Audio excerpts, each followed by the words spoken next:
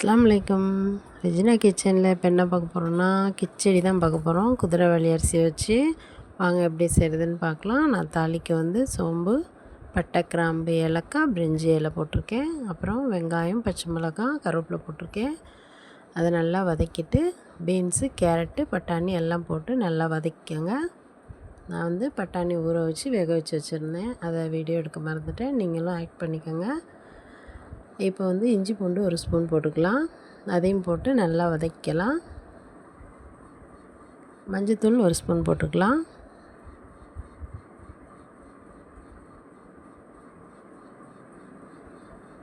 இப்போ நான் 3 கப் தண்ணி ஊற்றிக்கிறேன். 3.5 கப் ஊற்றிக்கிறேன். இந்த ஒரு கப்பில் அந்த குதிரைவாலி அரிசி எடுத்துக்கிட்டேன். அதனால் 3.5 கப் தண்ணி ஊற்றிக்கிறேன். உப்பு தேவைக்கேற்ப போட்டுக்கோங்க. இப்போ இது கொதிக்கட்டும்.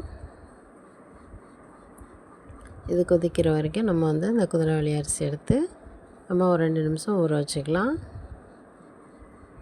நல்லா ஊற வச்சுட்டு கழுவிட்டு நல்லா வடிச்சிட்டு வந்துடுறேன்.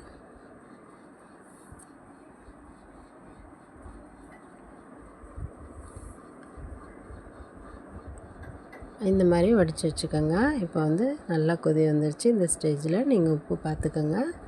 இப்போ அந்த அரிசியை நம்ம இதிலே போட்டுக்கலாம். இது போட்டுட்டு ஒரு 3 விசில் வச்சு எடுத்துக்கோங்க. உங்களுக்கு தாளிக்கும் போது முந்திரி போடணுன்னா போட்டுக்கலாம். இப்போ 3 விசில் வந்ததுக்கப்புறம் நம்ம பார்க்கலாம். சூப்பராக வந்துருச்சு. இப்போ கொத்தமல்லி தழை மேலே போட்டு நல்லா கிளறி விடுவோம். அது சூடோடு இருக்கும் போது இப்படி தான் இருக்கும். நம்ம ஆறுனதுக்கப்புறம் பார்த்தோம்னா நல்லா உதிரியாக சூப்பராக இருக்கும்.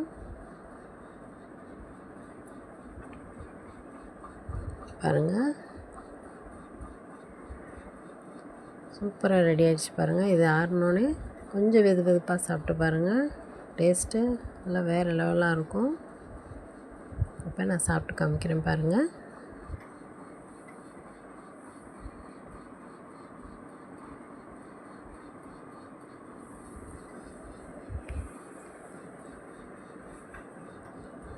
பாருங்கள், சூப்பராக வந்திருக்கு பாருங்கள். அட்டகாசமான ஒரு கிச்சடி.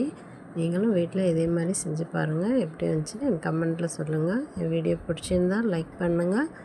ஓகே, பாய். அஸ்ஸலாமு அலைக்கும்.